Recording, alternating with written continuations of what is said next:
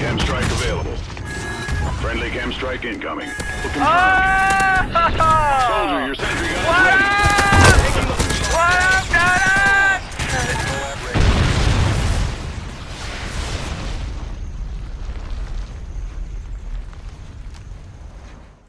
Good morning, you beautiful people. I hope you guys are having a wonderful day today. I want to talk about something that doesn't relate to Call of Duty. Today I want to talk about love languages and making friends and enhancing your relationships. I'm not entirely sure what I want to call this, but I want to talk to you about how to become more likable and how to care more about others. This is something that plays a part in our everyday lives, be it on the internet, be it in real life, at our work, at our school. Relationships, building relationships, and having relationships is all part of the human experience. And as a young adult, it's something that's kind of a major part in that, and I don't think that's going to change anytime soon. Our goal for the end of this video is to be able to establish or at least understand our relationships a little bit better. Why do people like us? Why do people not like us? How do we get people to like us? And how can we get people to do as we wish? Yes, we're evil, right? Yes.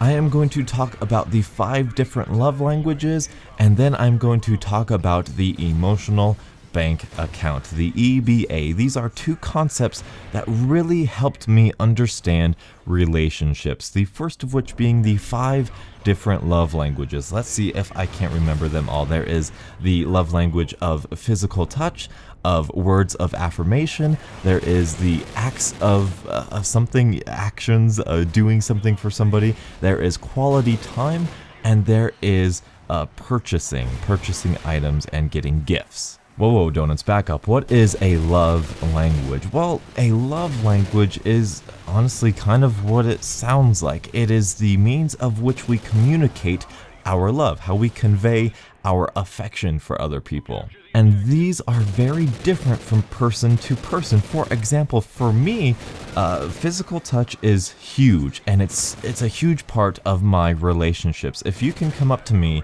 and it's not as sexual as it sounds at first glance. I know being on the internet, that's probably what you thought of at first, but it is really any sort of touching. It's on my shoulder, it's on my back, it's, hitting me, as weird as that sounds like, but like playfully, like hitting.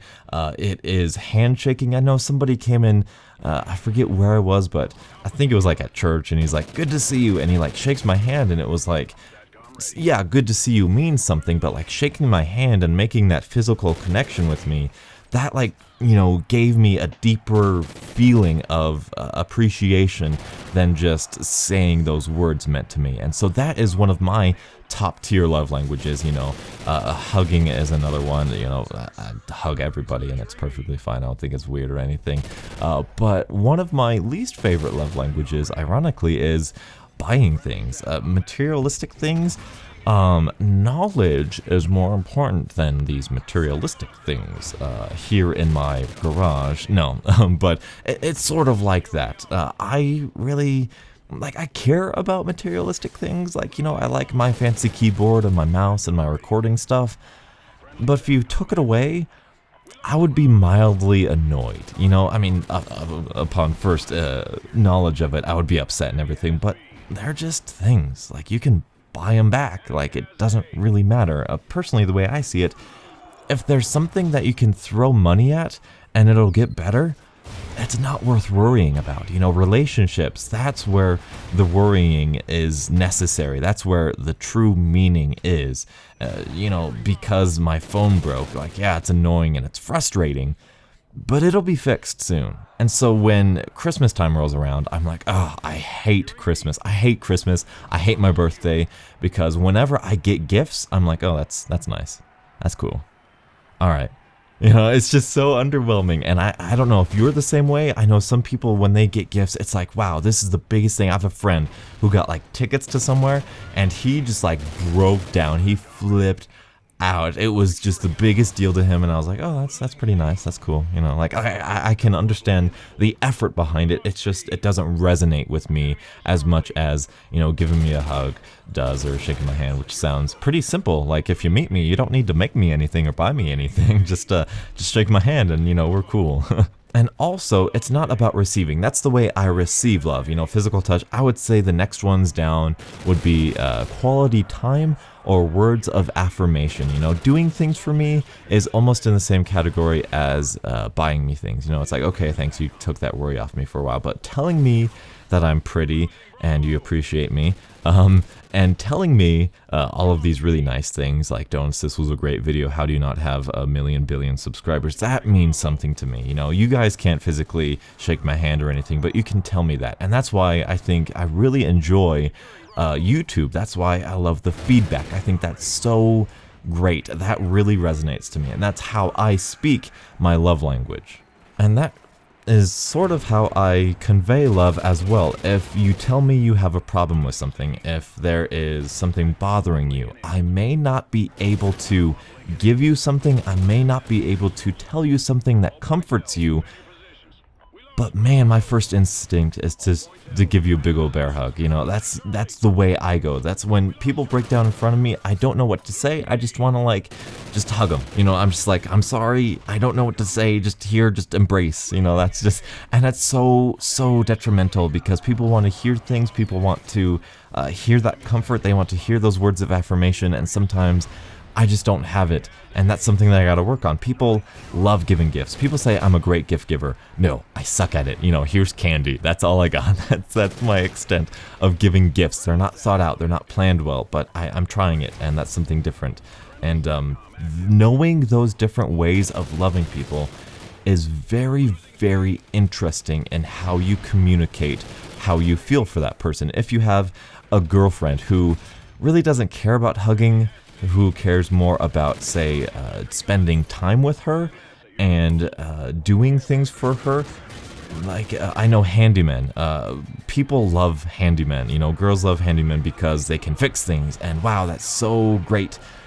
And that's something that I might not necessarily think about. You know, that's something that I might not consider, and that you might not consider as well. So when you think about your family, how do they convey love? Do they tell you stuff? Do they give you things? Because people usually are best at giving out the love that they are most accustomed to or really want to receive. I know there's this one woman at my church. She's like a mother to a whole bunch of us younger people at church. She's so fantastic, but her love language is words of affirmation and physical touch, like they are mine. So when she comes up to you and she gives you a great big hug, that means she loves you and she cares a lot about you. But when she's having a rough day, you better believe that she wants a hug. And so when you go and hug her, that means so much more to her than buying her something, than getting her something. And that is going to resonate more with her, and it's going to be more impactful to her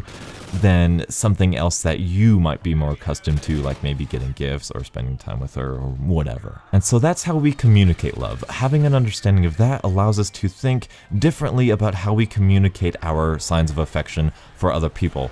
Now, when it comes to getting people to do as we wish, the more evil side, I like to think of it, it's really not evil, but you know, it's just how we work as human beings, is the emotional bank account. The emotional bank account is exactly like it sounds. It's a bank account of emotion. For example, I'm going to use the example of my workplace. You know, if I use some of these love languages, and it's kind of like a more remedial type of language, but it's doing a certain job for somebody. It is showing a certain amount of respect to somebody, or just doing something positive for somebody is a deposit in their emotional bank account. When you do something for me, you are depositing some positive emotion in my emotional bank account.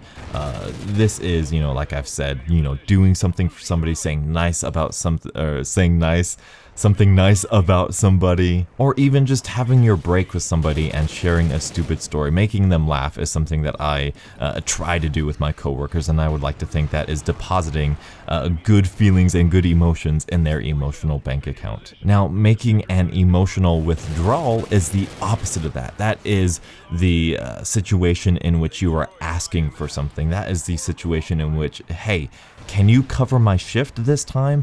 Hey, can you do this for me? Hey, can you make this for me? Can you do whatever for me? That is a withdrawal. Hey, do you want to go on a business lunch and talk about business? That could be viewed as a withdrawal because of the fact that, oh, it's something I don't really want to do. It's something that I don't really think I should spend my time on. It is a withdrawal.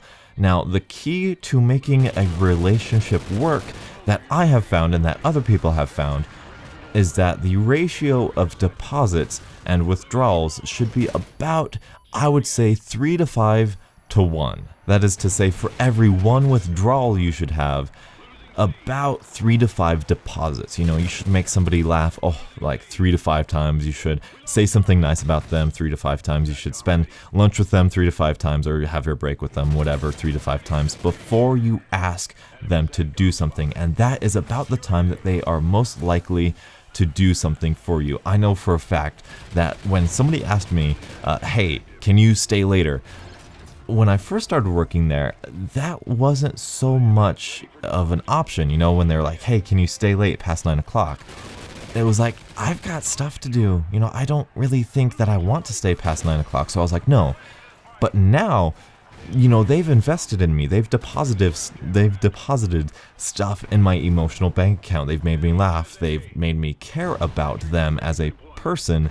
And I am more likely to stay later because of that. That withdrawal is a little bit easier because I have more in my deposit. And this is obviously not just for work. This is not just for one section in your life. This is for work. This is for school. This is for relationships. This is for family life even. You know, this is for, I would say, dating. Just because of that sort of treating others better than you demand to be treated. And I think that's a concept that we sort of lose at times in our life. I know the generation of nowadays is often viewed as entitled and selfish, and I would like to think that that is not always the case, at least with you beautiful people. I hope it's not the case, because I would like to think that we can go out, make people laugh, give them a good time, and ask for little things in return and not seem selfish or entitled. And so that's just something that I wanted to share with you beautiful people today. You could look at these videos as a deposit into your emotional bank account. So when I deposit a video, I could ask for a withdrawal, like a like or a comment and even a subscribe or even a share and a favorite. So hopefully you guys have enjoyed. If you did, make a withdrawal and like the video, and until the next absolutely beautiful deposit, I will catch up with you guys later. And as always, have a great day. By the way, the have a great day is like a deposit because it's positive words and everything. You know, I'm just saying. Have a great day, you beautiful people.